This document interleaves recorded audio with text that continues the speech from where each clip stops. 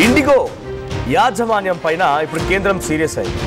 IndiGo విమానాల రద్దుతో ఎక్కడికక్కడ ఎయిర్పోర్ట్లలో కొన్ని వేలాది మంది జనం నిరీక్షించి ఉంచారు. డైరెక్ట్గా రోజుల తరబడి 2-3 రోజులైంది. ఎటువంటి ఎమర్జెన్సీ ఉన్నా, హెల్త్ ఎమర్జెన్సీ అయినా ఏదైనా డబ్బులు కట్టించుకున్నారు, బుకింగ్లు తీసుకున్నారు, అంతా సవ్యంగా ఉంది. ఆ తర్వాత సర్వీసులు కొనసాగించండి అంటేనే అసలు సమస్య వచ్చింది. 6,000 విమానాలని 6,000 విమాన సర్వీసుల మొత్తాన్ని కూడా రద్దు చేసుకుంది ఇండిగో సంస్థ. ఆ రద్దవడంతో కొన్ని వేలాది మంది ఎక్కడికక్కడ నిలిచిపోయారు. కనీసం అడుగు పెట్టలేని పరిస్థితి, బయటికి వెళ్ళలేని పరిస్థితి, కనీసం సమాధానం ఉండదు. ఎటువంటి ఎమర్జెన్సీ అయినా ఎక్కడి వాళ్ళు అక్కడ నిరీక్షించాల్సిందే. రోజుల తరబడి ఎక్కడి వారు అక్కడ నిరీక్షించాల్సిన పరిస్థితి వచ్చింది. ఏకంగా శంషాబాద్ ఎయిర్పోర్ట్లో ఆర్టీవీ ఎక్స్క్లూజివ్గా వెళ్ళిపోయి అక్కడ ప్రయాణికులతో మాట్లాడినప్పుడు వాళ్ళ తల్లిదండ్రులకు ఇబ్బంది ఉందనో, లేకుంటే తల్లి మరణించిందనో, తండ్రి మరణించాడో అని చెప్పి అక్కడ వెళ్ళడానికి ప్రయత్నం చేస్తుంటే, మేము 3 రోజుల ముందే బుక్ చేసుకున్నాం, వచ్చి చూస్తే రద్దు అంటున్నారు.